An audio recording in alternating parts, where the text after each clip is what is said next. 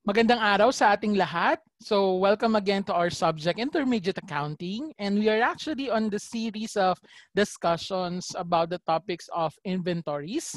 And for today, we are about to discuss the estimation methods of our inventory. Okay, so previously, tayo po ay nag-discuss ng inventory system wherein we have periodic and perpetual inventory system, okay, in even determining the cost formula that we could be able to use, no, in our inventories. Okay, so in terms of our inventory system, di ba, we have the periodic inventory system wherein we try to use physical count to determine how much is the remaining inventory. Samantalang in the perpetual inventory system naman ho, we try to use our accounting records or our stock cards, okay, in monitoring our inventory movement. Okay, so in our perpetual inventory records, 'di ba? So sometimes pag hindi tayo confident dun sa record or even baka meron tayo na miss, we want to check, then we have an alternative which is having a physical count. Okay? However, sometimes, okay, even though periodic or perpetual yan that are having some sort of physical count are sometimes impractical. Okay, so bakit po kaya impractical? Baka kasi the costs of having a physical count is more likely costly, okay?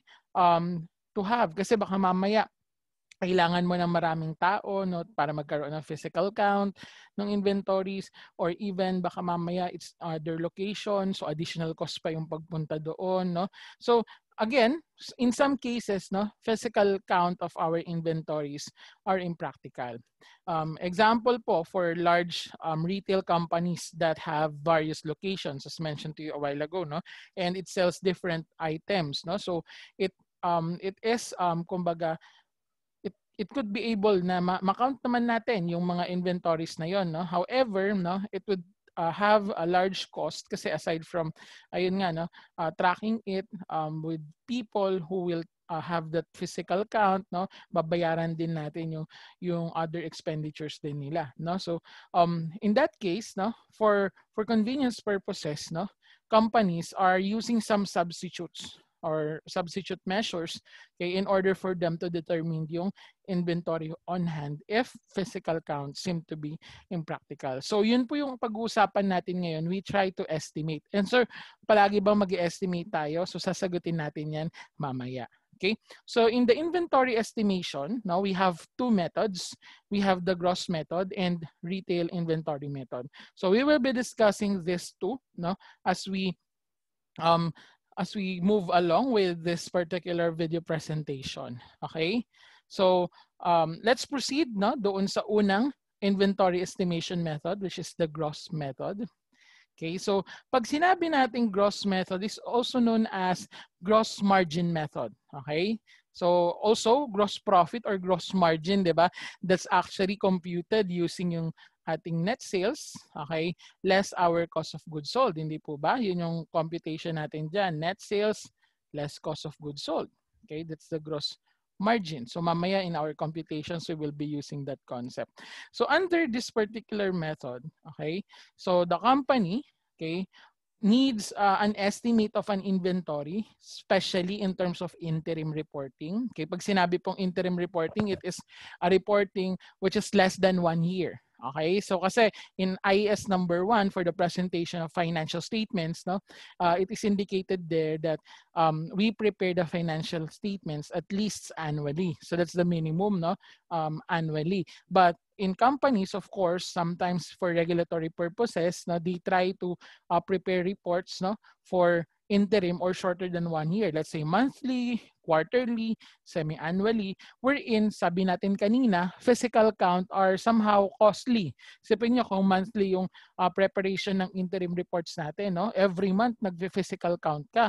Eh, paano nga kung marami kang products, at the same time, you have various locations, then napakadaming amount ng time as well as money that you're about to spend just to determine magkano yung actual inventory. So, what is happening here in this gross profit method is we use this, okay, for the sake only of interim reports. Tandaan nyo guys that companies will not use this for annual reporting because most likely for annual reporting, we would prefer the actual costs. No? Even the other inventory estimation method mamaya, no, it's more on interim reporting lang. Okay? So, in this particular situation as well, no, we use the gross profit method in determining sometimes no magkano yung na-destroy na inventory ng mga disasters. No? It could be a typhoon, a fire, tama po ba? O kaya even mga stolen na mga inventories. Okay, we could use the gross profit method in this case. Okay, and other catastrophic events. So in this gross profit method, no, we could have some sort of assumptions. And what are those assumptions? Number one is that our beginning inventory plus purchases would be equal to the total goods to be accounted for or the goods available for sale. That's actually not an assumption, but that's a fact, di ba? Na beginning inventory plus purchases natin or net purchases natin, which is composed of, ano nga composition ng net purchases natin? Di ba? The purchases, the purchase returns, less, ano pa? Less discounts at saka plus freight in, di ba? So yun yung ating cost of goods available for sale. Also, okay, so this gross profit method assumes that the goods not sold must be on hand. Okay, so the products that we are selling, okay, at the time that we estimate it, okay, kung hindi pa po siya nabibenta, then most likely it should be on hand. Kaya nga mamaya, no, pag pinag-usapan natin, lalo na yung magkano yung nawawala dahil baka nasunog, baka nung bumagyo, nabaha, di ba? So we will consider that all of the inventories that are not sold are on hand unless it is stated that, okay, it is on other location. Okay, so also we could assume here later in our computation that the sales or the net sales natin reduced to costs, okay, is deducted from the sum of the opening inventory and purchases or yung ating cost of goods available for sale, no? That would be equal to the ending inventory. So yung typical kasi na ginagawa natin in our computation, di ba? We have the beginning inventory plus net purchases, that would be cost of goods available for sale less the ending inventory. Then we have the cost of goods sold, di ba? Yun yung pababa na computation for cost of goods sold. And since no, in this inventory estimation, we are looking for how much is the estimated ending inventory. So magkakaroon lang tayo ng short no, na pagbali doon sa computation natin wherein the cost of goods sold will be estimated first and then we would arrive on the estimated ending inventory. Okay? So also, this method, take note that it relies on the relationship. Ay, buti pa yan, may relationship. Joke lang, okay? So we're talking about the relationship of what? The ending inventory and cost of goods sold would be equal to the cost of goods available for sale. Okay? So yun yung, yung relationship dun sa formula kanina. Okay? Hindi love life mo. Okay? So, in this gross profit method as well, no, the inventory is not known. Take note of that. Kasi nga po, kung alam na natin yung ending inventory, then we're using estimation method, di ba? Okay, and instead, the amount of sales is known, okay, wherein we estimate nga the cost of goods sold and the ending inventory. Okay, so I am showing you right now the typical formula, okay, to compute how much is the estimated cost of ending inventory. Okay, so based on the premises kanina, we have the beginning inventory, okay, plus the net purchases. Okay, that would be the cost of goods available for sale or the total goods accounted for. Okay, then we deduct the cost of goods sold. Okay, so dito na papasok yung function nitong gross profit method natin. Okay, kasi actual naman yung beginning, di ba? We have the record of the beginning in the previous period, then we have the record of the purchases and the other components of the net purchases. Okay, yung cost of goods sold po ang ating i-estimate dito. So there are two bases for our gross profit. Okay, so pag sinabi ulit gross profit, that would be net sales, okay, less the cost of goods sold. Okay, which is again equal doon sa gross profit or kanina gross margin. Okay, so sometimes our gross profit rate, okay, is based on sales. Okay, so pag based on sales po yan, the concept here is, okay, sige, sulat ko lang po dito mas malaki. Net sales less cost of goods sold, then that would be the gross profit or gross margin. Okay. So doon sa assumption sa letter A na gross profit is based on sales, okay, it presumes that the sale is 100%. Okay? And then, what happened here is pag binigyan kayo ng gross profit rate, let's say for example, example po ito, let's say the gross profit rate natin is 20%. Okay, 20%. So, in that case, once you work back, magkano po yung cost of goods sold natin? Okay, that would be 80%. So, that is if our gross profit is based on sales. Okay, so we assume that the net sales or the sales would be the 100% natin. Okay, so are we clear on that? Okay, in other problems, no, hindi na po sasabihin na based on sales. Pag sinabi ho na gross profit rate lang, okay, gross profit rate or gross margin rate, pag yun lang po yung sinabi, again, that would be similar to the gross profit rate based on sales.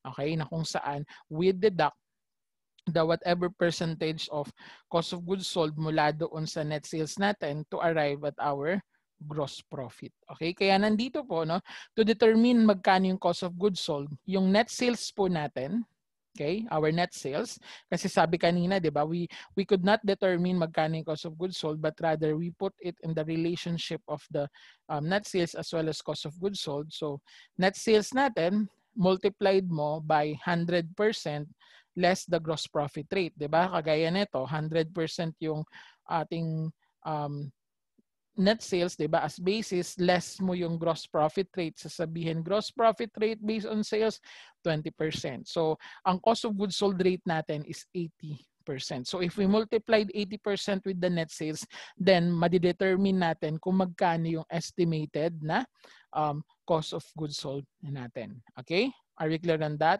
Sir, saan po nanggagaling itong ating gross profit rate? Okay, so it's a management discretion. Actually, it would be a policy on the end of the company, or even it based upon certain aspects of the management na sila yung nagdidikta ng ating gross profit rate. Kasi baka mamaya, no, let's say for example, you have a product.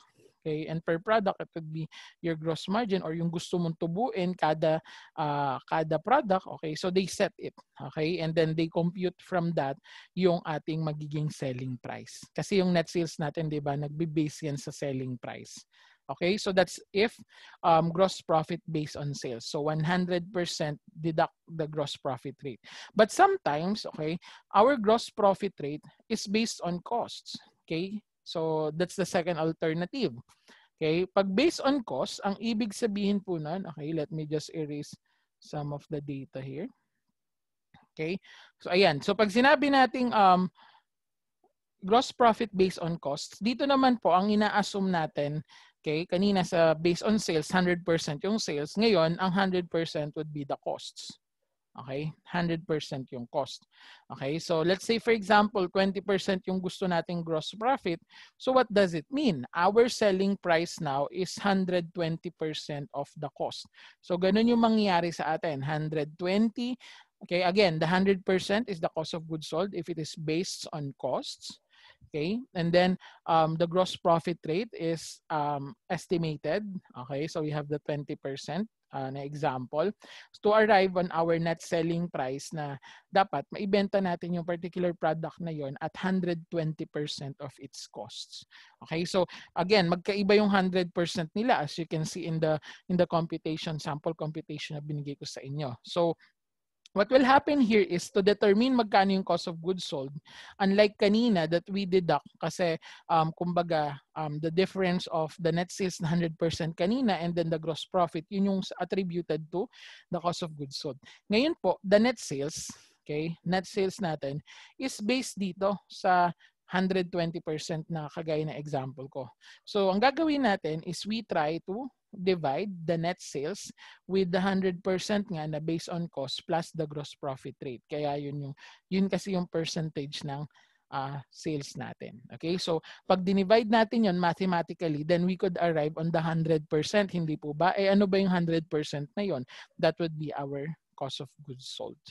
Okay? So those are the two. So pagdating sa mga problems, you need to verify kung ano po yung basis ng ating gross profit. Okay? It could be gross profit based on sales or gross profit based on costs.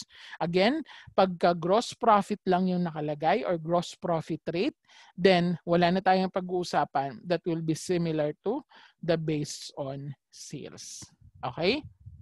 So are we clear on that? Okay, very good. So yung cost of goods available for sale, less yung ating estimated cost of goods sold. Okay, then we have now the estimated cost of ending inventory. Okay, so we need not to prepare again the physical count since nag-estimate lang naman tayo for interim purposes or just in case that we have some sort of catastrophic events. Okay? So are we clear on that? So ito yung pinaka-main template na gagamitin natin mamaya in terms of our computation. Okay? So, bura lang ako saglit. Okay? So to continue with our discussion, no, with the gross profit method, take note guys that again, the amount of tin is reported as ending inventory for interim financial reporting purposes only, or even considered when there is a catastrophic event, as mentioned to you a while ago, or even baka may nag-partially damage or nagkaroon din ng undamaged merchandise, okay, for that catastrophic events. And even in addition, no, pwede rin po ito just in case na meron kayong ine-expect or meron kayong suspected pala, suspected na kumbaga stolen inventory. So you can also use this, no? If ever that you cannot practically determine the actual amount of the inventory. Okay, so please take note as well. Kanina ang basis natin is net sales, di po ba? As for the estimation of the cost of goods sold. Please take note of this, that the net sales, okay, is only for the computation ng sales return and sales. Di ba ang net sales natin, kung maaalala ninyo, the computation should have been, we have the sales less sales returns and allowances, di ba? Okay. And also sales discount. Okay, so ganyan supposed to be yung net sales natin. However, for the purposes of gross profit method, please take note guys that we are only going to deduct the sales return, no? Only. So hindi po pwedeng kasama si sales allowance at saka si sales discount. So bakit po hindi sila kasama? It's because sales allowance and sales discounts do not, no, increase any physical goods or physical inventory of our goods, okay? Unlike with the sales return that we have the actual addition of goods on hand. Okay, so that's the reason why in the computation of the net sales for the purpose of the gross profit method, we only deduct the sales return. Eh sir, paano yan kung sa problem ang nakalagay, we have sales returns and allowances. So hindi nagkahiwalay yung hindi magkahiwalay yung sales returns at saka allowances. So if it is impractical, no, to separate the sales returns and allowances, no, or sales returns at saka sales allowances sa iisang amount, then what we will assume is it will be sales return. Okay? Kasi bihila lang naman po yung naglalagay ng sales allowance eh. Okay? So pag sinabi kasi nating sales allowance, it's somehow giving an allowance for some sort of returns, allowances for future returns or allowances for future discounts. Okay? But in this case, again, pag sales returns and allowances, ang typical lang naman na ginagamit natin even nung kayo pa ay nasa basic accounting, di ba? Pag nagkaroon ng return, then gamitin title sales returns and allowances. So we can assume that that sales returns and allowances is most likely attributed to any sales returns. Okay? So are we clear on that? All right, very good. Again, if you do have any questions, guys, please key in your questions to our respective chat boxes. And for you guys in the YouTube, okay, if you do have any questions, please key in your questions in our comment box. Okay, so are we good on that? Okay, so to continue, additional information about this gross profit method. No? So nabanggit kanina that sometimes this will be used for catastrophic events and determining sometimes if there would be undamaged or partially damaged na merchandise, no, in terms of our inventory. So pag nangyari po yon, we could determine some loss. Kasi malamang sa malamang, halimbawa, bumagyo, di ba? Nagkaroon ng sira yung warehouse, so na-damage yung inventory, merong hindi na-damage or even partially damaged lang. Of course, we need to consider that already as part of our loss, no? So in computing the loss for this inventory damage, okay, so here's our formula. Kanina, we have computed the estimated cost of ending inventory. Okay, so ngayon, in computing the loss, some cases na meron mang catastrophic events or baka nagnakaw, then okay, we have the cost of ending inventory as our initial basis, no? Kaya dapat maitama natin yung computation na yon. Okay, and then you deduct the cost of the undamaged merchandise. Okay, so ano po ba yung composition ng cost of undamaged merchandise? Okay, so pwede po na yung partially damaged, manggaling yon. Pero take note that we will be using the realizable value of it. Naalala ba ninyo yun sa lower of cost and net realizable value na discussion, di ba? So pag realizable value, it is somehow the estimated selling price less the estimated cost to complete or estimated cost to dispose. Okay, so the realizable value, the expected amount na lang na pwede natin ma-recover doon. Kasi hindi naman po lahat, halimbawa, nasira yung product na calculator. 'Di ba? So hindi possible hindi mo na siya mabenta doon sa kagaya ng dati. Parang pagmamahal lang 'yan na hindi mo na ibabalik yung dati. Hindi, joke. Okay, so hindi mo na maibabalik yung, let's say, yung physical appearance niya or even baka mamaya hindi na rin mabenta. So in that case, whatever is expected na lang to be recovered, no, for that particular partially damaged inventory, yun na lang po yung i-deduct natin dito. Okay? So ayan. And also, if ever naman na mayroong mga hindi na damage, no? Hindi na damage. So meaning, let's say yung packaging as in walang ano, parang ganun pa rin, no? Parang kung ano siya dati, yun pa rin siya. Okay, yung product na yun. Okay? So we could sell it pa rin at our selling price, okay? And we are talking about here the loss on inventory. So still that would be at its cost. So pwede mo pa rin siyang ibenta, kaya we will not assume that the cost of that undamaged inventory would be kumbaga written down to net realizable. Hindi. So ganun lang muna siya, no? At cost muna po siya. So the realizable value of the partially damaged at saka yung undamaged, okay, to be deducted from the cost of ending inventory, then we have the estimated inventory loss. Okay? Are we clear on that? Sir, bakit wala yung fully damaged? Kasi nga yun yung hinahanap natin, di ba?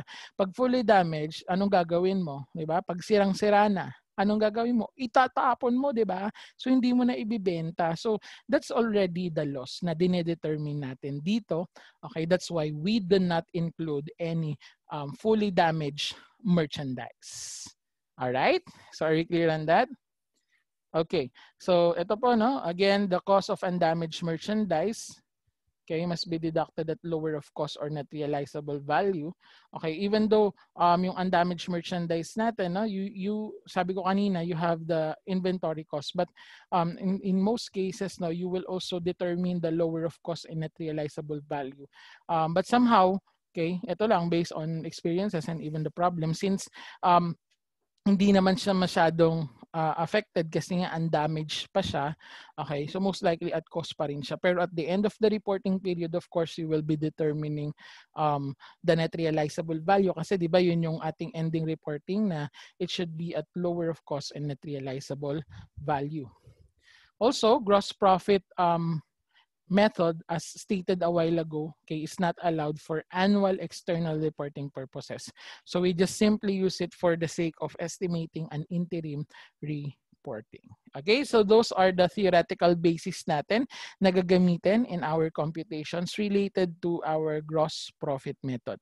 Again, if you do have any questions, please key in your questions to our respective chat boxes. All right, so let's now proceed with some of the examples related to the gross profit method. Okay, so no. Lumabas na si net sales. Okay, so we have example number 1. Okay, so assume the following figures of Thai New Company for 9 months ended September 30, 2020. So it's an interim kasi 9 months ended lang siya. Okay, so you have January 1, 2020, no, na inventory 750,000. So you have your purchases na 3,500,000. Then the sales is 4,500,000. The purchase returns, purchase discounts, sales returns, and sales discount. So this problem is asking us to determine magkano po yung cost of ending inventory as of September 30, assuming that the gross profit rate of the company is based on 30% na sales, and even the other would be 30% based on cost. So let's find out muna kung magkano po yung cost of ending inventory, okay, based on the given data. Okay, so anong unang step natin kanina na gagawin? Okay, we determine the cost of goods available for sale. Ayan, very good. Okay, so the cost of goods available for sale po natin is inclusive of the beginning inventory na 750,000. Okay, si purchase returns, purchases 3 million. Then deduct the purchase returns and purchase returns, okay. Then we have the purchase discounts na 15,000, okay, to arrive at our net purchases. So bakit si net purchases, di nabawas yung returns at saka allowance or even the discount. So okay lang po yun kasi that's purchases. Yung kanina na sinabi natin na hindi natin ibabawas was the sales allowances and sales discounts. Okay? Kasi 'di ba, in computing naman talaga sa cost of goods available for sale, we include those items for the computation. Okay? So the cost of goods available for sale of this particular problem is 4,140,000. Okay? So also, we need to determine magkano yung net sales na basis natin, 'di ba? Kasi yun yung pinaka-basis po natin in computing the estimated cost of goods sold. So yung sales natin, which is 4,800,000, ang i-deduct lang po natin is si sales return na 75,000. Again, we do not deduct the sales discount na given dito since it does not reflect any flow of merchandise. Okay, so the net sales as basis for our computation would be 4,725,000. Okay, so the next step is to identify now magkano yung cost of ending inventory. So yung cost of goods available for sale na 4,140,000, and then we multiply or we get the estimated cost of goods sold. Okay, which come from yung net sales natin na 4,725,000 times, di ba naalala ninyo kung based on sales, ang 100% ay yung sales. So eventually to determine the cost of goods sold, we need to deduct the gross profit rate, which is 30%, mula doon sa 100% to arrive on our cost of goods sold rate. Okay? So which is, pag minultiply natin, the 70%, 70% ang cost of goods sold rate natin, malamang kasi 100% less 30%, with multiplying it sa 4,725,000, then the estimated cost of goods sold using the 30% based on sales was 3,307,500.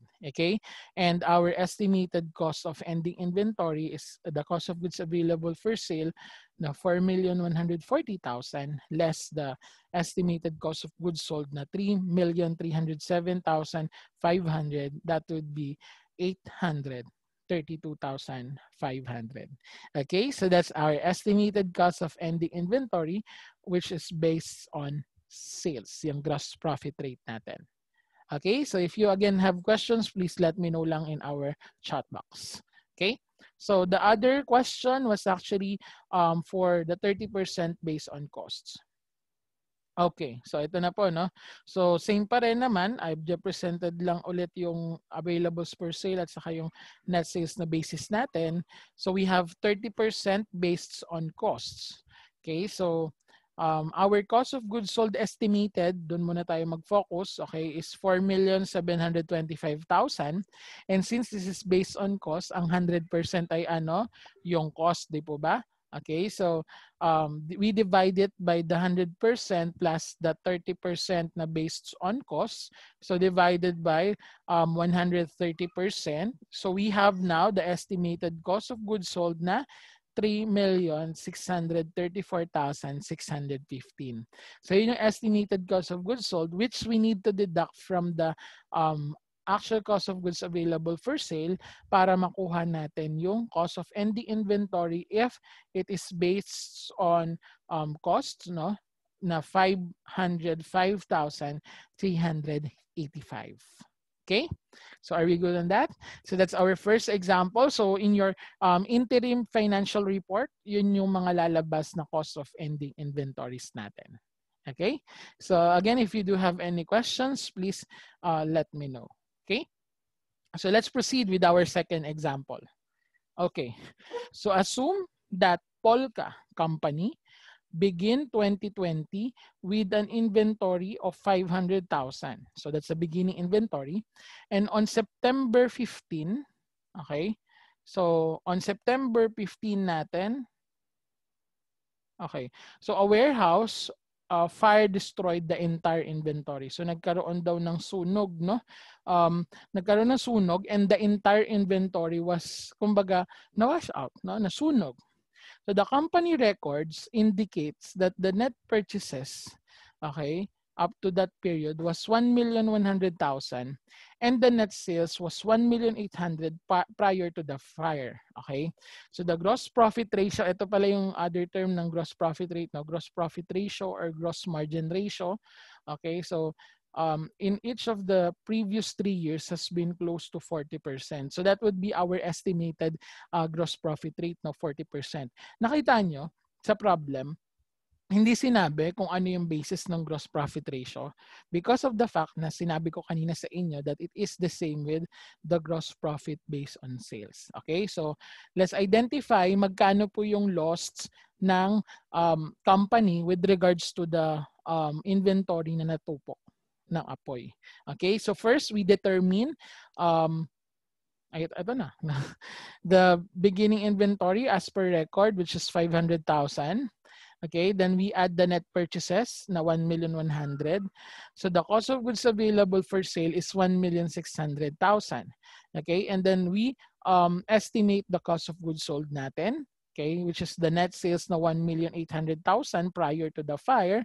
And then since this is ito, no, again, we need to determine the cost rate kasi we have the gross profit rate as basis. Diba? Pag based on sales, 100% less the 40% na gross profit rate. So we have the cost rate natin na 60%.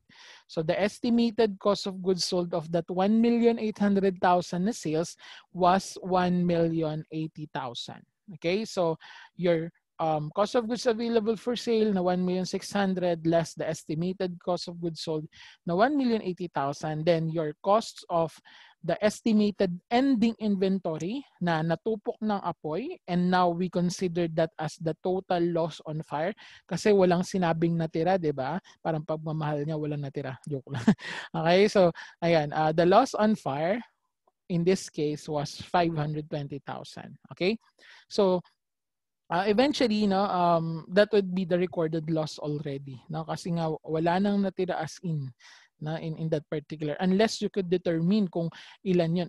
Unfortunately guys, di ba, kaya nga natin siya in-estimate kasi we could not now determine kung ano yung mga natupok. Kasi lalo na kung periodic ka, di ba, na naka-base ka lang sa physical count, hindi mo yun nabilang before nagkaroon ng sunog, di ba? So you cannot determine the actual amount of the loss. So we use this gross profit method. Okay? So that's if the whole inventory was kumbaga destroyed by the fire. How about the same problem, no? But we have undamaged merchandise. Okay, so assume, no? This is still example 2, but we have a different assumption kasi mahilig naman tayo mag-assume. Okay, so let's assume that not all inventories are damaged. Ayan, may hindi na damage. Very good, no? Okay, naisalba. Okay, the Polka company managed to salvage some of the remaining undamaged inventories with a sales value of 100,000. Take note ha, sales value yung binigay, 100,000, and some damaged inventory with a realizable value of 20,000. Okay? So now let's determine magkano po yung ating lost on fire. Okay, so yung estimated ending inventory natin kanina in the previous slide, di ba? Which is yung total loss doon kasi natupok lahat, nasunog lahat. Pero dito, no, that's our starting point, no, 520,000. And then, remember kanina that if there would be undamaged merchandise, we need to determine the lower of cost and net realizable value. Unfortunately, in this case, hindi naman sinabi yung net realizable value ng undamaged merchandise, but what we have is the sales value, okay? And malamang sa malamang, di ba, selling price less, estimated selling price less cost to complete and cost to disposal, that's your NRV. So pwedeng itong NRV niya, no, 100,000.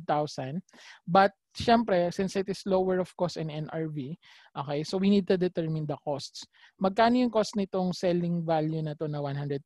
So that would be 100% times 60%. Ano yung 60% natin kanina? That's our cost rate based doon sa 100% less 40%. Di po ba na gross profit ratio? So 60%. So yung cost po ng ating undamaged merchandise is 60,000. Okay, 60,000 po. And then we will be deducting that kasi pwede pa naman natin ibenta yung worth 60,000 na yon na inventory. Okay? And then we have the realizable value of the damaged merchandise. So nasalba pa niya yung partially damaged or damaged na merchandise at pwede pa niyang ibenta daw worth 20,000. Okay, so deducting that from the estimated ending inventory kanina, then we have only the loss on fire na 440,000 lang. Okay, so that would be if we have undamaged merchandise or even some sort of damaged merchandise that we could be able to realize. Okay, so any questions about example number 2 or clarification? Okay? Mukhang wala naman po. Sige, so I hope that you are still okay there, no, na nanonood, and you're still attentive in listening with the lecture. Okay? So pag hindi, then pause it. Okay? Do whatever you want, and then pag okay ka na, no?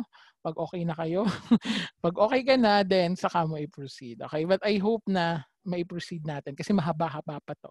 Okay, so let's move on. Buti pa dito nag-move on. No? Let's move on to example number 3 and our last example actually for our gross profit method. Okay, so on October 30, 2020, no, Typhoon Rolly caused a severe damage to the warehouse of Brightwind Company. Okay, thus the company suffered a loss on its inventory. The following information was available in the company's books. Okay, so the January 1 to 20 up to the date of typhoon, okay, January 1, 2020 up to October 30 na information are available, and then also the last year 2019 information is also available. Okay, so basahin lang natin data. Okay, so you have the beginning inventory 200,000, then we have the purchases. Okay. By the way, walang beginning yung 2019, as you can see. Then we have purchases for up to October 30 na 1,350,000, and then in 2019 you have 1,150,000. Then you have also the purchase returns na 40,000 for up to the October 30 before the typhoon, or before the typhoon, and then in 2019 you have 25,000. Then also the sales recorded was as follows, no, 1,650,000 for 2020 up to the time of the typhoon, and also 2019 1,300,000. Okay, so at the beginning of 2020, the company changes its policy on selling the merchandise in order to produce gross profit of 5% higher than the gross profit rate of 2019. Okay, so yun pala yung purpose, guys, kung bakit may 2019 data dito. Now, we need to determine the gross profit rate ng 2019, okay, kasi yun yung basis natin, at mag-a-add tayo ng 5% since mas mataas daw ng 5% yung 2020 na gross profit rate. Okay? Moreover, after the typhoon, there were undamaged merchandise at selling price of 65,000, And then you have the damaged merchandise na at having a selling price of 20,000 and the net realizable of the damaged merchandise is 6,000. Okay, so we will be determining here how much is the loss from the typhoon on October 30, 2020. Okay, so the first step here is to determine muna, kasi ang pinaka starting point natin dyan is yung 2019 na gross profit rate. Okay, so let's determine the 2019 gross profit rate. Okay, by ayan, computing muna magkano yung gross profit. Okay, so let's start. Yung sales in 2019 was 1,300,000. Okay, then let's compute the cost of goods sold. Actual cost of goods sold yan as per 2019 kasi naman full version yon, di ba? Yung 2019 natin, annual report yan. So you have the purchases na 2019 na 1,150,000, then less the purchase returns. So your cost of goods available for sale is 1,125,000. Then you deduct the ending inventory in 2019. So nasaan yung ending inventory? Hindi ba yun yung beginning inventory ng 2020? So yung 200,000 na beginning ng 2020 is actually the ending inventory in 2019. So kaya natin siya i-deduct. So we have determined that the cost of goods sold for 2019 is 925,000. Okay? So we deduct that from the 1,300,000 na sales. So what does it mean? We get the gross profit. Okay, sir, bakit ganyan yung ginawa natin? Because we want to determine the gross profit rate based on sales. Okay, so in determining it, okay, so ito po yung gross profit rate in 2019. So yung gross profit, okay, which is 375,000, we simply divide that with the sales. Kasi 'di ba naaalala ninyo 100% yung sales and then percentage of that sales will go to the gross profit. So ito po, to determine the ratio, the gross profit ratio or the gross profit rate, then your gross profit na 375,000 divided by the sales na 1,300,000, then we will get the 28.85% na gross profit rate as of 2019. Actually, that's 28.849 something. Okay, but I have just rounded it off to 2 decimal places na lang. Okay, kaya 28.85. So that is actually the gross profit rate from 2019. Okay, but since in 2020, sabi sa problem, there is an increase of 5%, then for 2020's gross profit rate, we added 5%. The rate that we will be using in computing the estimated loss of ending inventory because of the typhoon would be 33.85%. Okay, so are we clear on that? All right, so if you have questions, just please let me know lang po. Okay, so now let's compute magkano po yung ating estimated loss. Okay, so ito na po, no? From January 1, 2020 na, of course, hanapin muna natin yung cost of goods available for sale ng 2020. So before the typhoon. So you have the inventory na 200,000, that's the beginning. Then your purchases na 1,350,000 less the returns of 40,000. So our net purchases was 1,310,000. Then the cost of goods available for sale is 1,510,000. That's adding the beginning inventory and the net purchases. Then we try to compute the estimated cost of goods sold mula doon sa sales na 1,650,000 and multiplying 100% or the cost rate natin, which is coming from the 100% less the 33.85% na gross profit rate for the year. Okay, 2020. So that would be 1,091,475. So yun yung estimated cost of goods sold, no? Before the typhoon. And then we determine now magkano yung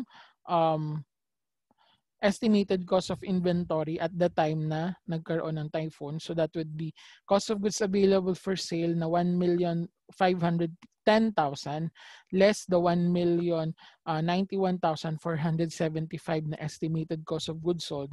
Thus, our estimated cost of ending inventory on October 30, 2020 is 418,525. Okay? So, to determine the loss, we try to deduct yung mga undamaged at saka damaged merchandise na kaya pa nating isalvage. Okay, so we have the cost of undamaged merchandise. Kasi we have the selling price daw na 65,000, so we trim it down to the costs. Okay, kasi mas mababa yung cost kaysa naman dun sa net realizable niya na 65. So we have 65,000 times 100% or less 33.85% for the cost rate. So that would be the cost of the undamaged merchandise na 42,998. Okay, so we deduct that from the cost of the ending inventory estimated. Okay, and also for the damaged merchandise, hindi natin gagamitin yung selling price, but rather since given yung net realizable value na 6,000, then we deduct the 6,000 na realizable value. Okay, so which now gave us the estimated inventory loss due to the typhoon na 369,527. Okay, so that's our inventory loss for Brightwind Company. Okay, so any questions or clarifications po? Violent reactions. Okay, so I hope that you're still there. Okay, so thank you very much for listening up to this moment. Okay, so again, if you do have any questions, please feel free to ask. Okay, so that's all about the first inventory estimation method, which is our gross profit method. Okay, so now let's proceed with our next and last inventory estimation method, which is our retail inventory method.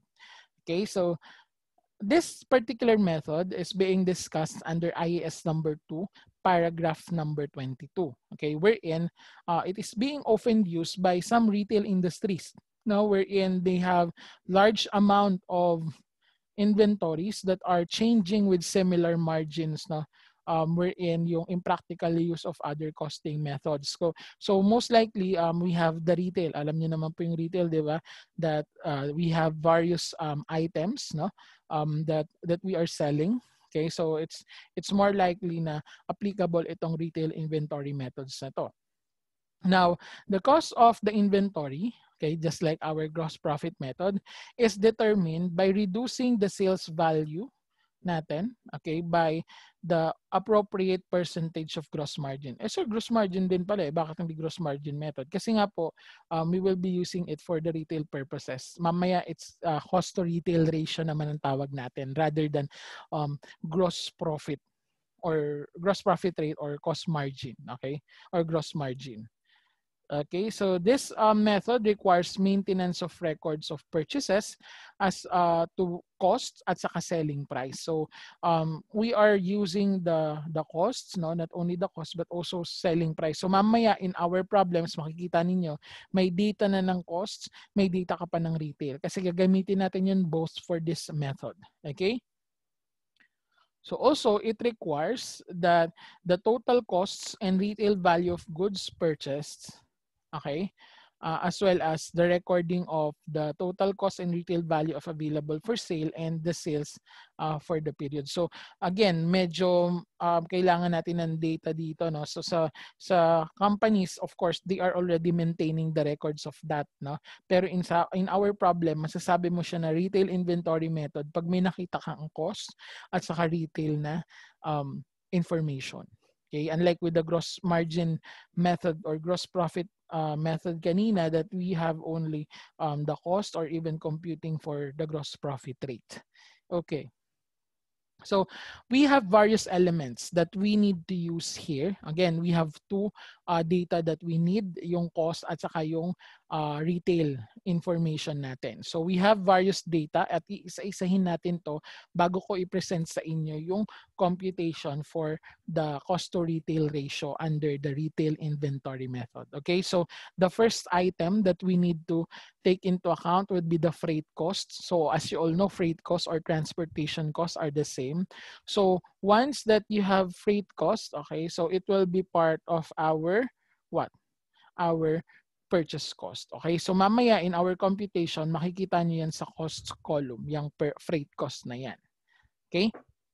Also, you will see any purchase returns. And purchase returns, as you all know, is the amount that we have recorded once we have an actual return of merchandise. No, it's either because the merchandise is defective or it does not fit the purpose on which it should be.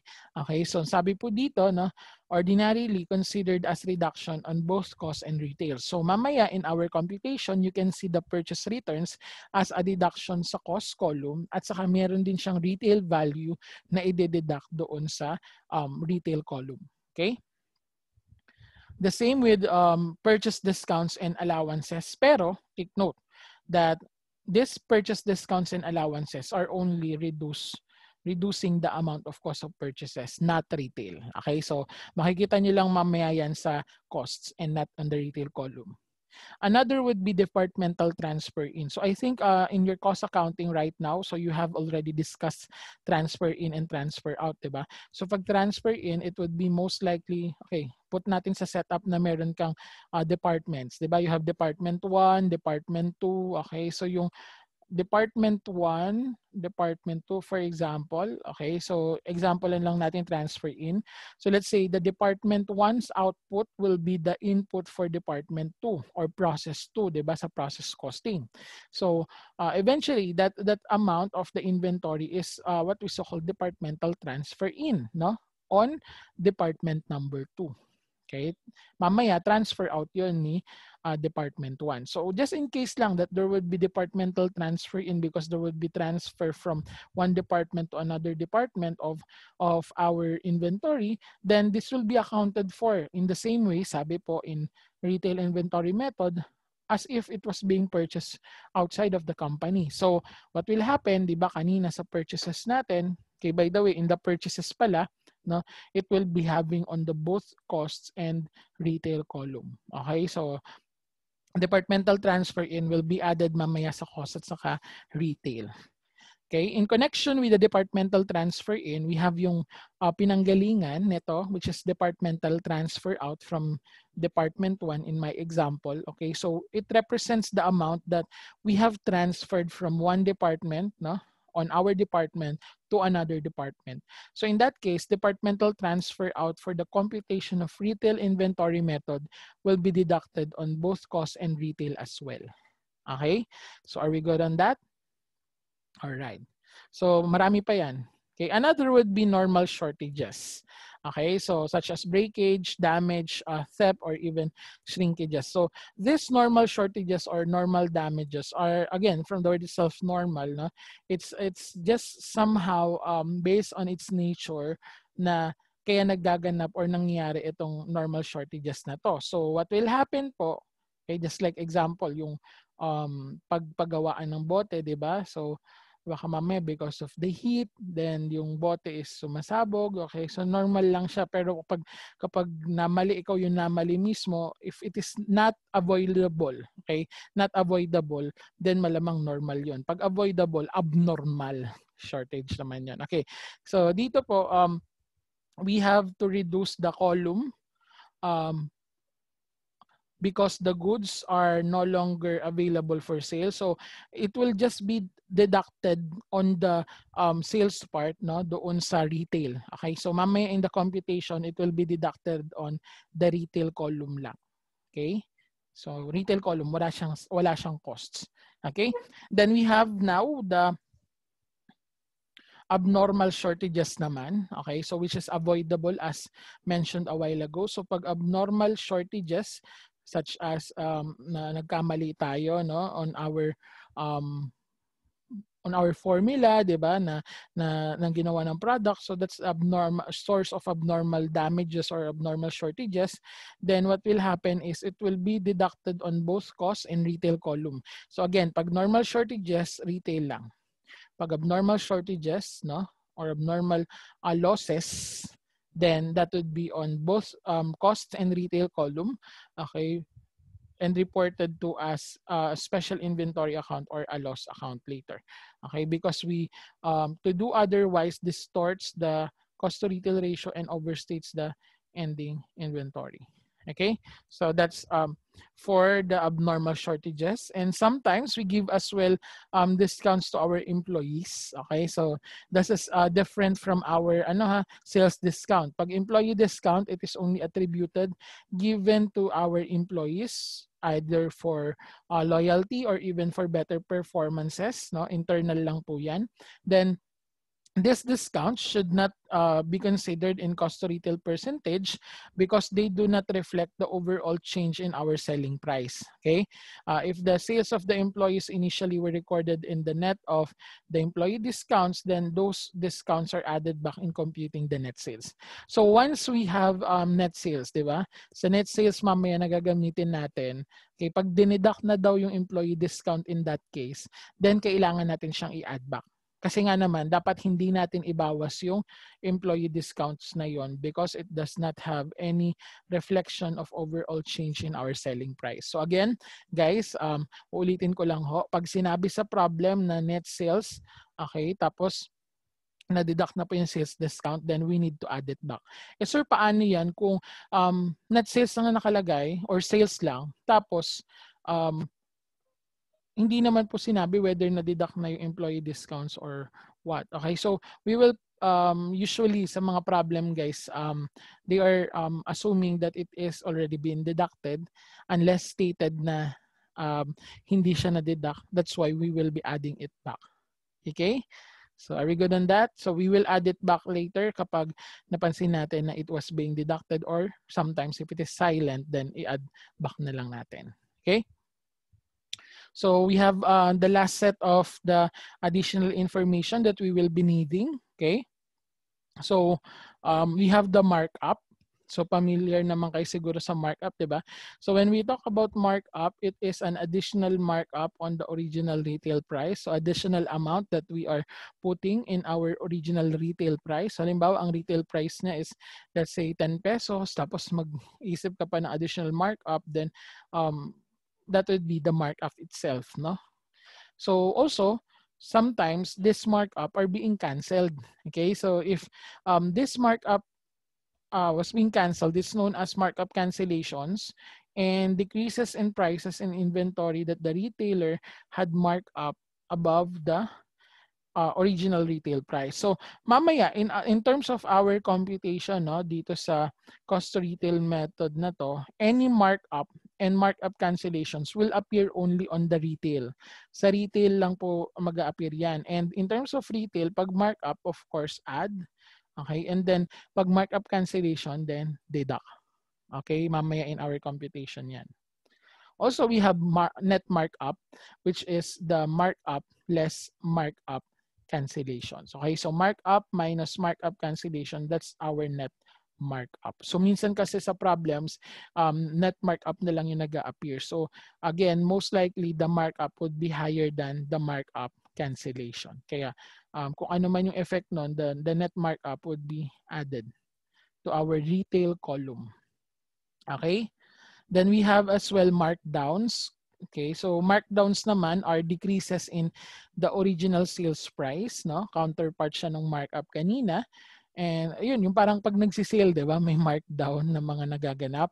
Okay, but sometimes also this markdown are being canceled. Okay, kina-cancel din siya so that it would go again doon sa original price niya. Okay, so we have also the net markdown naman na deduction or the difference between the markdown less the markdown cancellation. So these three as well, no, will be appearing on the retail. Okay. They will be appearing on the retail. Pag may markdown po, of course, you will be deducting it. Pag may markdown cancellation, it would be added. Bakit po? Kasi nga po, kinukontra niya yung markdown, di ba? Ang markdown ay nagdi-decrease ng value. Then kapag kinancel mo yun, then it will just go back to its original retail price. Kaya i-add natin. Now, if ever man na hindi given yung dalawa or in some aspects, no, na gusto mo lang siya i-present as one line item, then you could present it as net markdown. Okay, and net markdown, again guys, most likely the markdowns will be higher than the net the markdown cancellation. Then anong gagawin natin sa net markdown? It would be deducted. Okay, ito yung notation kanina. that any sales discounts and sales allowances are not considered as well in our computations kasi nga they do not represent any inflow or outflow of any inventories natin. Okay?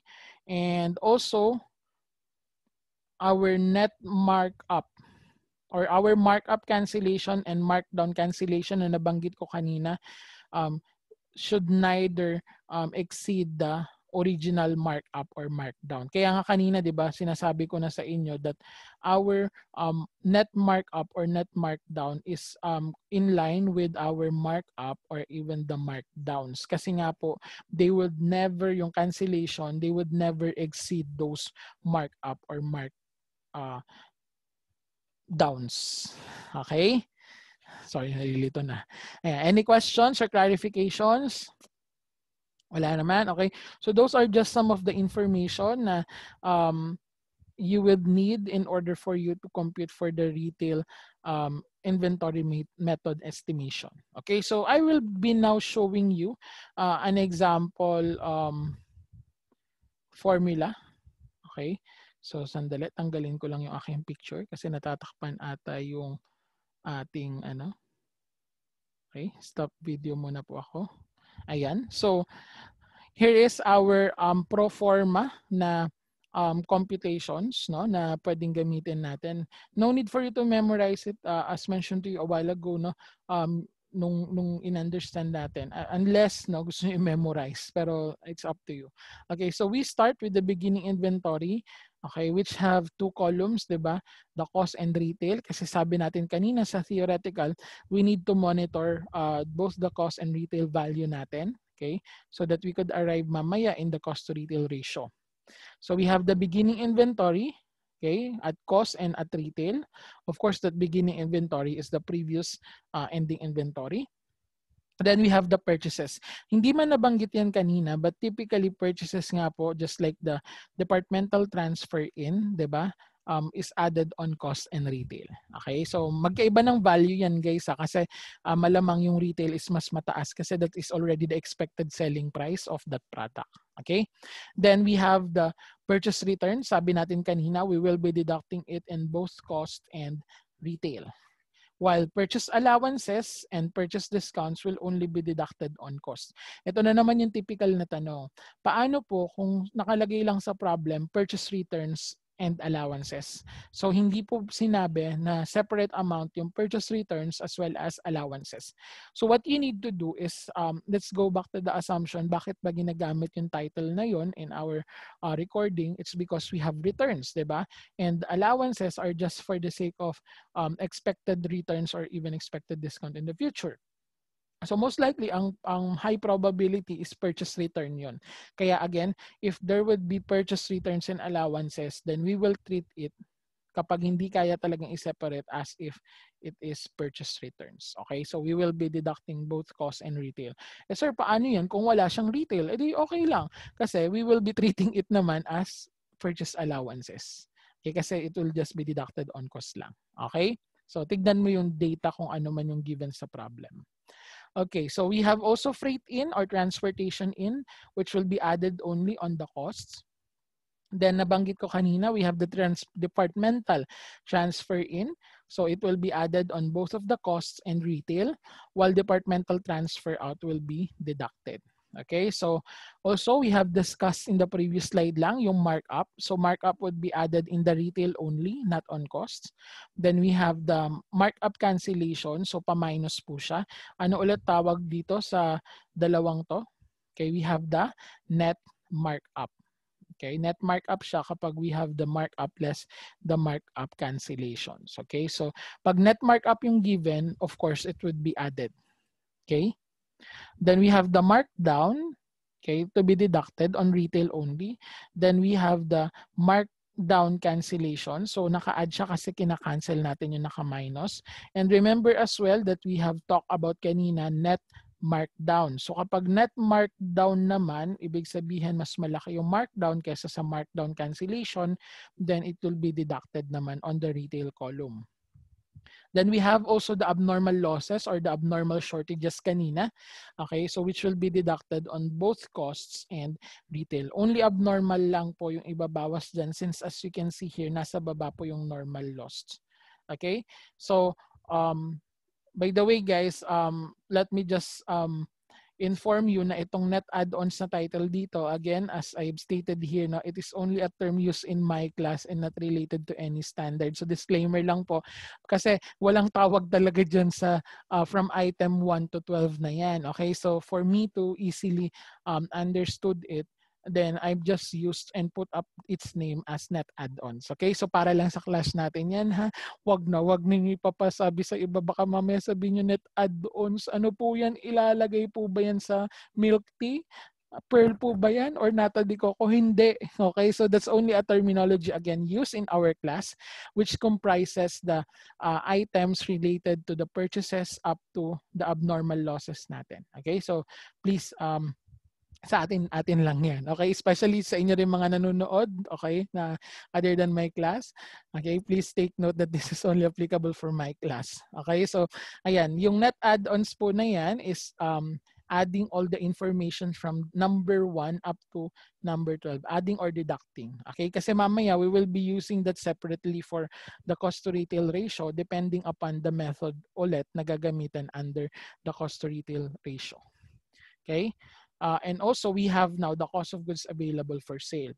So the cost of goods available for sale is eventually an information, no, which is the beginning plus the net add-ons. Hindi kasi natin pwedeng sabihin na net purchases to kasi madami siyang content. Oh. We have the markup, the markdown. So hindi ko pwedeng sabihin na net purchases yon. So the beginning inventory plus the net add-ons na ginagamit ko sa class ko, okay, that would be your cost of goods available for sale. Okay? Both on the cost and retail. Then, we compute separately yung component naman ng sales natin. So you have the sales, no? You deduct the sales returns. Okay? Then we have the employee discount, ina-add back po natin. Okay? Kasi nga po it's for the purpose of 'di ba sabi natin kanina, baka natanggal na siya, then ayan na po siya. Okay, ina-add. Then we have normal losses to be added. Okay, so bakit siya ina-add? Kasi it would serve as a deduction as well mamaya for the retail. Okay, so pero pwede mo siyang i-separate para kasi pag binawas mo to, magmumukha siya na binabawas mo siya sa sales. So ang effect niya mamaya sa retail, ano? 'Di ba? Negative siya dito. Tapos ibabawas natin siya mamaya sa cost of goods available for sale. So negative, di positive. So magiging addition. So dapat lalabas kasi that the normal loss should be deducted. And hindi siya pwedeng isama doon sa taas because it is not part of the computation for the cost to retail. So we will just simply add the normal loss for the sake na mamaya ma-deduct natin siya on retail separately. Okay? So we just total the sales up to the normal loss. So that's this total letter B. Okay, so what you're going to do to determine magkano po yung ending inventory is, pero ending inventory at retail muna yung mako-compute ha. Then afterwards, i-apply natin yung cost to retail ratio na i-discuss sa mga next slides, okay, to arrive at the costs of the estimated ending inventory. Ito pa lang po is the ending inventory at retail. Okay, so the ending inventory at retail is your cost of goods available for sale at retail, less mo itong letter B na total ng sales up to normal loss. Okay, so that's the estimated cost, estimated inventory at retail. So parang kanina, no, in our gross profit method, para siyang our selling price, no, yung ending inventory at selling price. Tapos i-trim down natin siya going to costs. Kasi yun yung dapat na ma-report natin na estimated ending inventory in our interim reports, yung costs. Okay? So, are we good on that? Questions or clarifications? Okay, so tatandaan yung mga information dito, yung net add-ons, okay, yung cost of goods available for sale natin. Okay? So, we have various methods applied under this retail inventory method. Okay, so yung sinasabi kong method na i-compute natin on the next slides would be the cost to retail ratio. So para ma-determine natin at what percentage are we going to multiply itong ending inventory na to para ma-compute natin yung costs ng ending inventory. So parang hinahanap natin yung cost rate. 'Di ba kanina in our gross profit method, hinahanap po natin yung cost rate. Okay? So ayan, pakita ko sa inyo yung mga various methods and how to compute for the cost to retail ratio. Okay? So balik ko lang po muna yung camera ko. Okay? Na-miss nyo ba ako? Joke lang. Okay, so ayan na. So the first sub-method under this retail inventory method would be the FIFO retail. Naalala nyo po ba yung FIFO? Di ba? First in, first out. The assumption is the first or the first set of inventories, okay, will be disposed first. Then the most recent will be the remaining inventories natin. Okay, so the beginning inventory, okay, in computing the cost to retail ratio, no, the beginning inventory is not included. Bakit po? Because of the assumption that it is already sold during the period. So pag FIFO retail po, sir, paano namin malalaman? Of course, 'di ba sa inventory cost formula last time, sasabihin na okay, FIFO ka. Okay? So ayan, malalaman mo na using retail inventory method tapos FIFO ka, so you have the FIFO retail inventory method. So you will not include the beginning inventory. Kaya pansin nyo kanina, naka-separate siya. Hindi ko siya sinama dun sa net add-ons, no? Dun sa computation lang ng net add-ons, pero kasama siya sa computation ng cost of goods available for sale. Okay?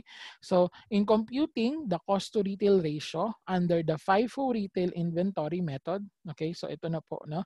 So, we get the cost to retail ratio by dividing the net add-ons. Ano ulit yung net add-ons? Yung item number 1 na purchases up to item number 12 na abnormal losses if present lahat ng yon.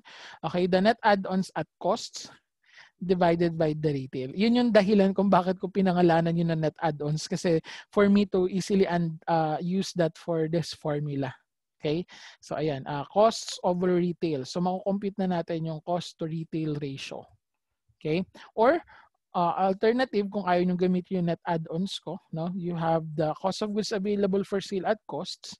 So kasi 'di ba, beginning plus lahat nung nasa columns na yon 1 to 12. Okay, then deduct mo lang yung beginning inventory at costs. Okay, kasi nga po, in the FIFO retail, we do not include the beginning inventory. Okay, and then also the denominator would be the cost of goods available for sale at retail, then deduct the beginning inventory at retail. Okay, so that would be the ratio, and that ratio will be multiplied doon sa ating ending inventory at retail para makuha naman yung ending inventory at costs. Okay, so mamaya we will have an example on that. Okay, so are we clear on this? All right, so hindi kasama sa beginning inventory if this is FIFO retail. Next, average retail. Okay, so average retail, okay, method. So we are using this to approximate average costs. Okay, so whether periodic or perpetual ka, di ba? You have the moving average last time and the weighted average. So dito po, we will be computing the cost to retail based on the weighted average of the costs and retail amounts of all of the available goods for sale. So hindi na po net add-ons or hindi na natin i-ignore sa beginning inventory if this is average retail method.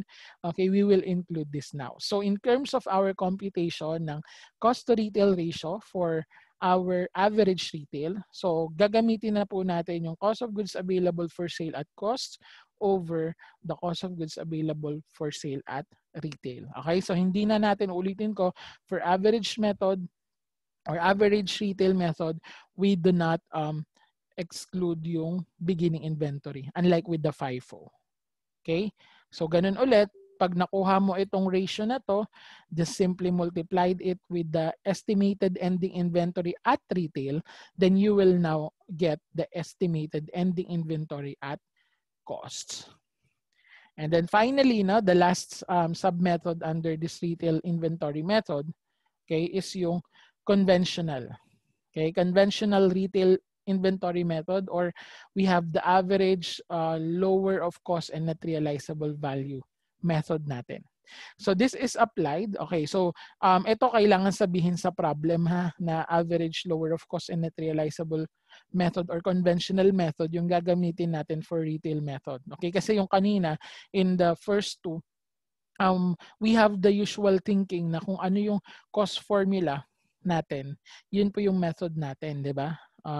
Let's say our cost formula na diniscuss previously was FIFO, and then retail ka rito, then FIFO retail. Pag average, then average retail. Pero ito, conventional or average lower of cost and net realizable value, it should be indicated. Okay, so dito, ang kaibahan lang naman ito is that it's just the same with the average, but we need to exclude the markdowns in the calculation. Okay, so kanina 'di ba in the typical format kasama si markdowns. Okay, anong ginagawa ulit natin sa markdown? We deduct. Okay? Pero dito sa conventional method, you will exclude. So hindi mo siya ibabawas. What's the reason? Okay, it's because omitting the markdowns, okay, would make the cost to retail ratio lower.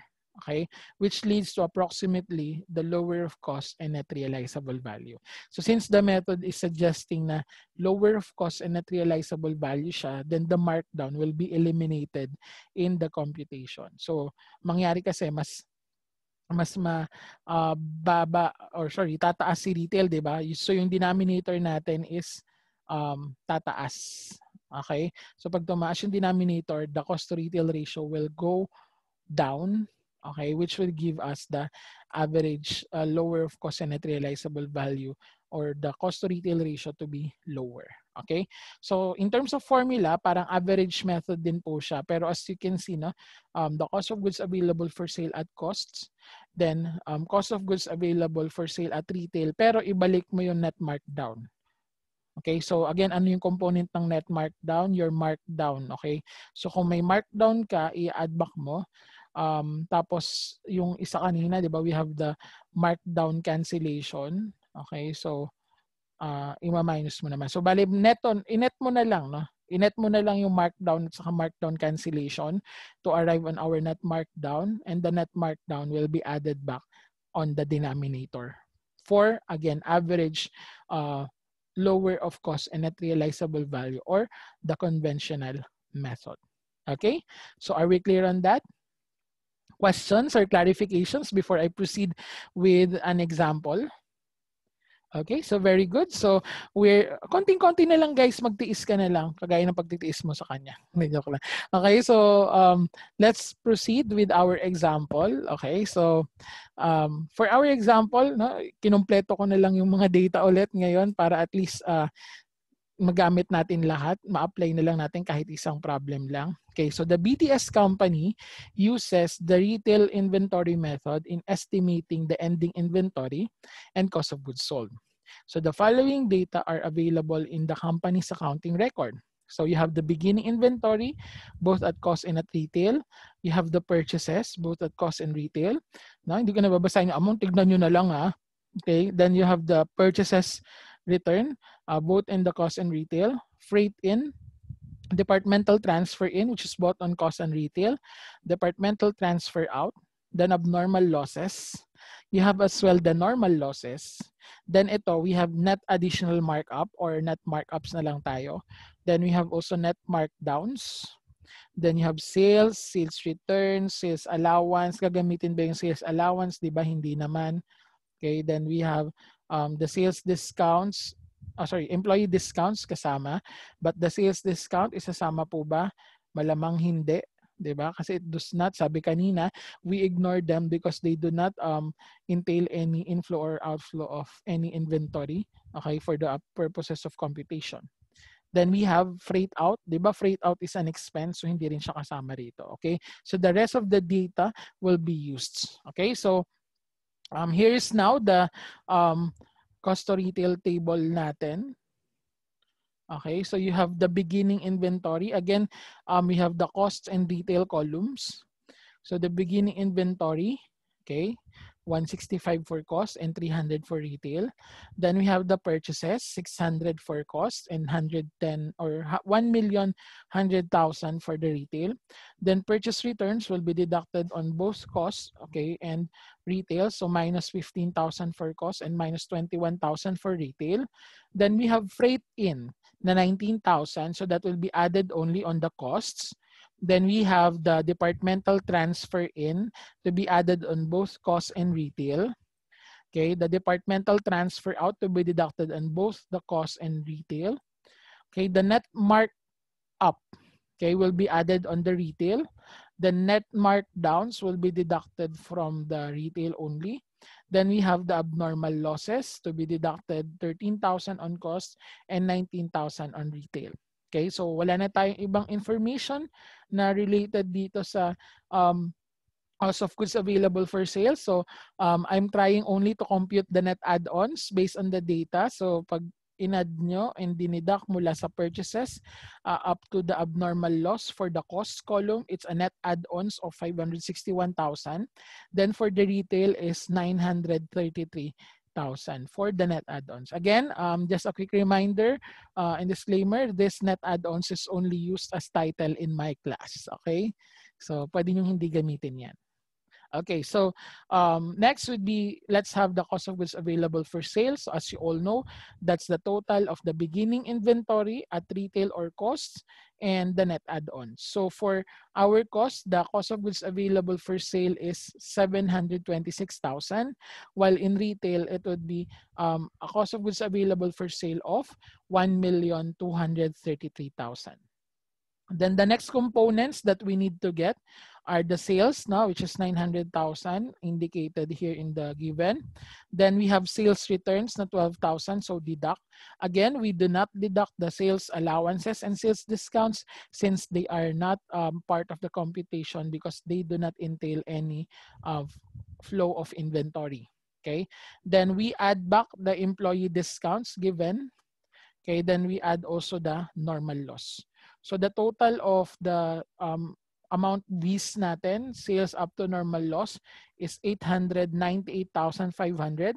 Then you tend to deduct that with the cost of goods available for sale at retail na 1,233,000. So our ending inventory at retail, okay, would be 334,500. T34,500. Okay, so tignan niyo yung data na yan. By the way, meron naman nung-flash niyan dun sa next slide natin. And let's try to analyze it now using the BTS company if ito ay FIFO, average, or conventional method. Okay, so let's proceed with the next slide for the cost to retail ratio computations. Okay, so again, here is the table kanina presented po sa inyo para hindi kayo malito. Okay, so nandito po. So first is what if the company uses FIFO? Okay, so FIFO retail yung ginamit. So again, pag FIFO retail, we just get the net add-ons. So our net add-ons is 561,000 at costs. Then at retail, we have 933,000, okay, at retail. So the cost to retail ratio is 60.13%. Okay, 60.13%. Thus, our cost of ending inventory is yung ending inventory at retail na 334,500. Just multiply the cost to retail ratio or the cost rate natin na 60.13%. Then the cost of ending inventory now is 201,135. Okay, did we get it? All right, very good.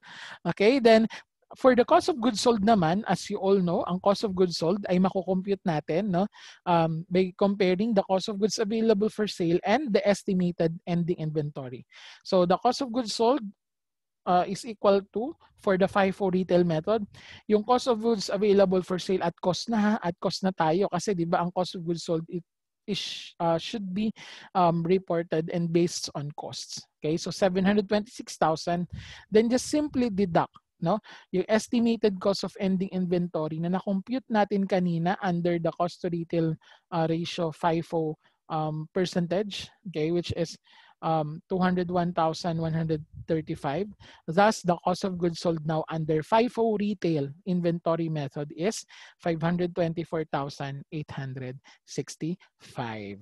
Okay, so very good. Okay, palakpakan mo yung sarili mo. You can verify also the computation of it and if there would be discrepancies, just please let me know. Okay, so that's for FIFO retail. Next naman po, what if the company uses the average retail method? Okay, so in the average retail, we compute the cost to retail ratio based saan? cost of goods available for sale na. Hindi na po sa net add-ons. So for the cost of goods available for sale ng at cost, so you have the 726,000. Then for the retail naman, you have 1,233,000. So if you divide those, then we have the cost to retail ratio under average retail method na 58.88%. Okay? So mas mababa siya ng konti, di ba? Compared with the FIFO. So for our cost of ending inventory, again, the ending inventory at retail na 334,500, just simply multiplied the cost to retail ratio na average natin, which is 58.88. The cost of ending inventory is 196,954. Okay, so very good. Then for the cost of goods sold, yung ating cost of goods available for sale at cost na 726 minus naman po yung cost of ending inventory na na-compute kanina na 196,954, then our estimated cost of goods sold is 529,046. Okay? So that's for the average retail. Again, if you do have any questions, please key in your questions to our chat box, or even for you guys in the YouTube, just comment it in our comment box. Okay? So for our last, which is the conventional or conservative, other term pala nun, conventional conservative retail method, or even the average lower of cost and net realizable value method. Okay, so we need to add the net markdown. Okay, so for our cost to retail ratio, ang gagamitin pa rin po is the cost of goods available for sale, but we need to exclude in the computation yung markdown. Okay, so for the numerator, you have pa rin yung available for sale at cost na 726. Then for the denominator, you have the available for sale ng retail na 1,233,000. But we need to add back the 200,000 na net markdown. Again, the reason kanina na pinakita ko, it's because it will lower down the cost to retail ratio. Okay, so the cost to retail ratio right now, as you can see naman po, mas mababa kaysa dun sa unang dalawa kanina, which is 50.66%. Okay? So to arrive at our cost of ending inventory, you have the inventory at retail no, na 334,500 multiplied by the cost to retail ratio na 50.66. So the cost of ending inventory now is 169,458. Okay?